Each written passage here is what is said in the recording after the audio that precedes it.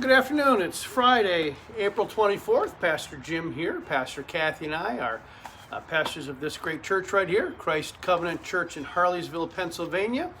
I'm standing on the deck of or the porch or the patio of the parsonage right now. We'll get into that a little bit later. But here's our devotional for today.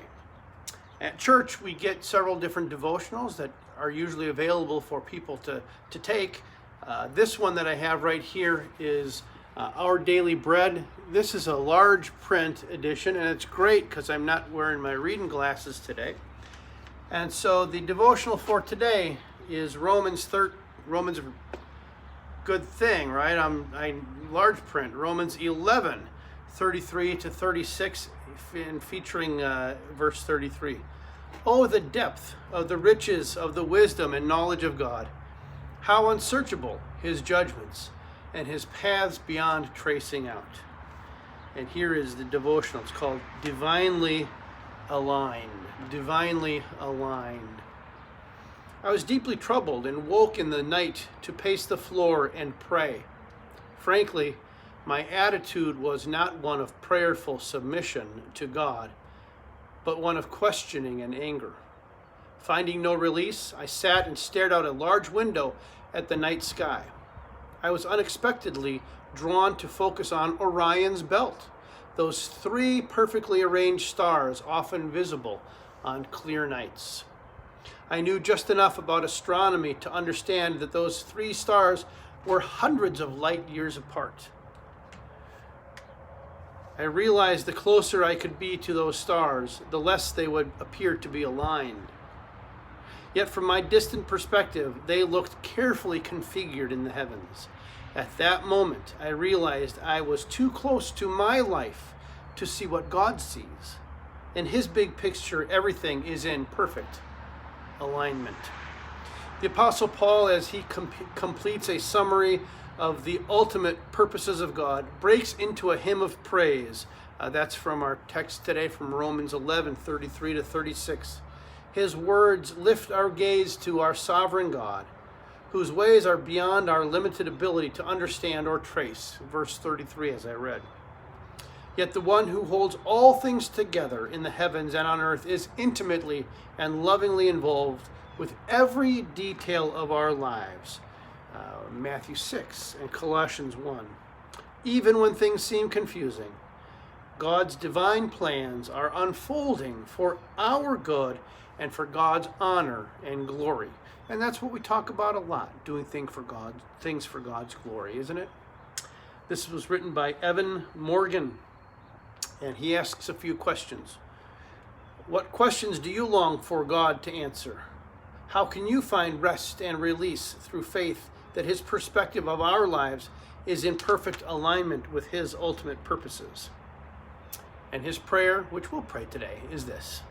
Dear God, remind me that your purposes and plans for my life are beyond my understanding, and help me rest in you. Amen. Well, a couple little notes here. One is, I mentioned, we get the large print Our Daily Bread. We get the upper room, and we get a smaller print Our Daily Bread as well.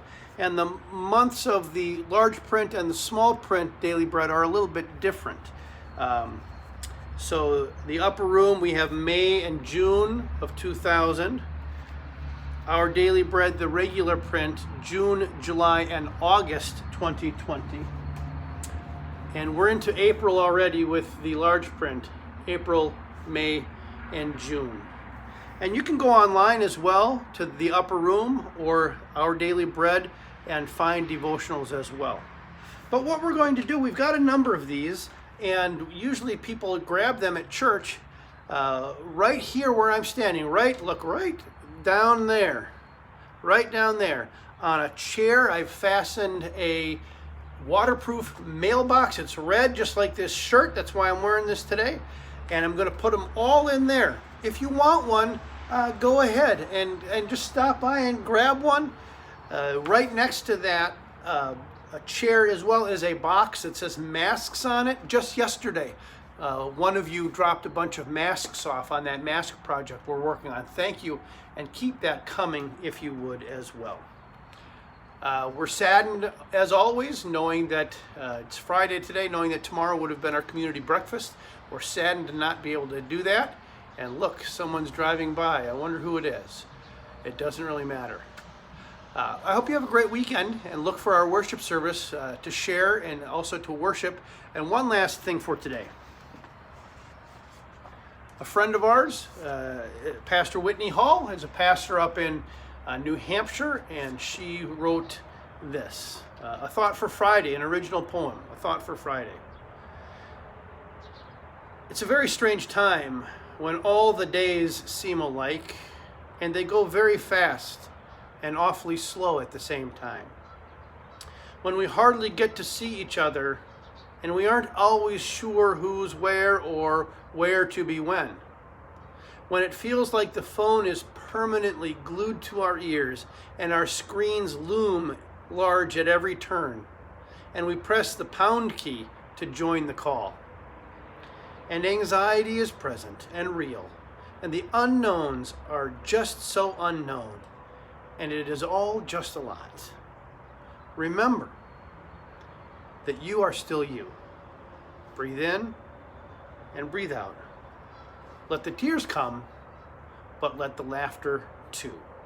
And so we thank our friend Whitney Hall for that little thought for Friday, as she calls it. Have a great rest of the day.